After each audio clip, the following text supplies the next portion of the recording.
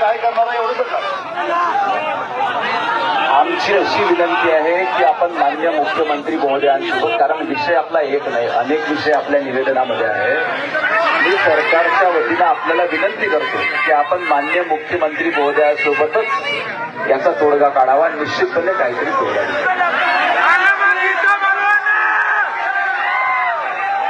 माननीय महोदय. अरे ऐक रे राजा, बघा आपण एक जबाबदार मंत्री आहात, सरकारच्या वतीनं आंदोलकांशी बोलण्यासाठी आलेला आहात. आमचा असा समज आहे की आमच्या मागण्यांची आपल्याला कल्पना सरकारने दिली आहे, तो घेऊन तुम्ही आलेला आहात. तो जर आलेला असेल तरच त्या चर्चेला अर्थ आहे.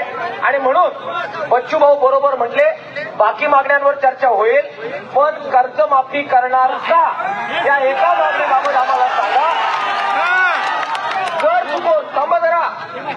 जर चुकून तुमची चर्चा याबाबत झाली नसेल तर आम्ही आपल्याला सांगतोय, आपण अत्यंत हॉटलाईनवर मुख्यमंत्री महोदयांशी बोला. कर्जमाफी करणार का एवढ्या प्रश्नाचं उत्तर द्या, तरच चर्चेला पुढे अर्थ आहे. बाकी 22 चर्चेबाबत आपण मीटिंग घेऊ. याचा SRO नो सांगा, संपला विषय. आज माननीय प्रधानमंत्री महोदय मुंबईमध्ये आहेत, म्हणून आपल्याला विनंती करायला आलो की आपण थेट माननीय मुख्यमंत्री महोदयांसोबत सर्व विषयांवर चर्चा करावी अशी आपल्या विनंती.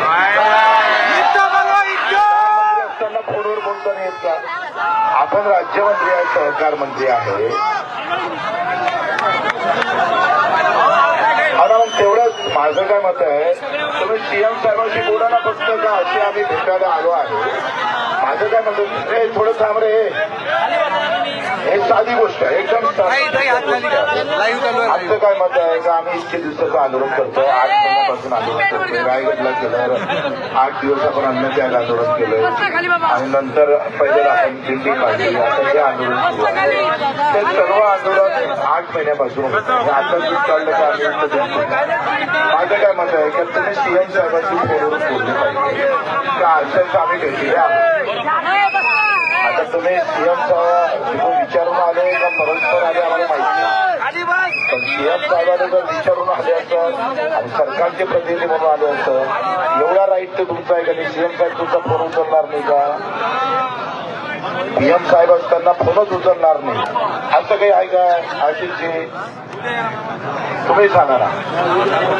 तुम्ही फोन करायची पण तसदी घेत नसं तर मग कसं करावं? काय अडचण? हे फोन तर लावा ना तुम्ही. बच्चू भाऊ, तुमच्या भावना समजू शकतो आणि आम्ही सरकारने माननीय मुख्यमंत्री महोदयांनी सूचना केल्यावर त्या ठिकाणी आलो. माननीय मुख्यमंत्री महोदयांचा निरोप आहे की आपण चर्चेसाठी यावं आणि त्याच्यावर तोडगा येतो. ही विनंती करण्याकरिता सरकारच्या वतीनं या ठिकाणी आलो.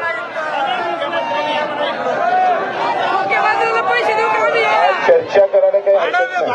आम्ही चर्चेला तयार होतो बाकी मुद्द्याबाबत. आम्ही नाही म्हटलं का, फक्त एकच मुद्द्याबाबत फक्त फोनवर विचारा तर घरी. आमच्या आंदोलकांची अशी मागणी आहे. तुम्ही मला वाटतं इतकं काही तुम्हाला काही फडणवीस साहेब रागवणार का?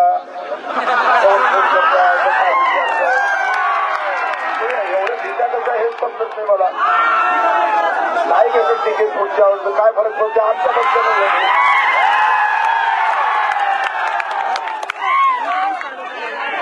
फोनवर आमचे मंत्री महोदय फोन करायला CMला घाबरत असत तर मग तुमचा येण्याचा आशिषचे हात लगाव शोध. फोन लावायला काय हरकत आहे? हे फोन तर लावा ना तुम्ही.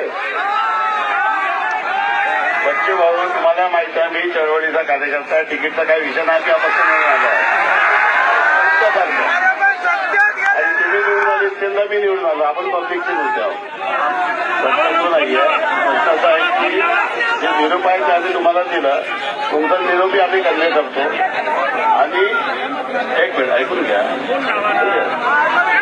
आता असं आहे की प्रयत्न करतो आम्ही, तो प्रश्न नाही आहे. परंतु आता आम्हाला जे निरोप आला होता की मला वाटतं बावनकुळे साहेबांची तुमची काही चर्चा झाली होती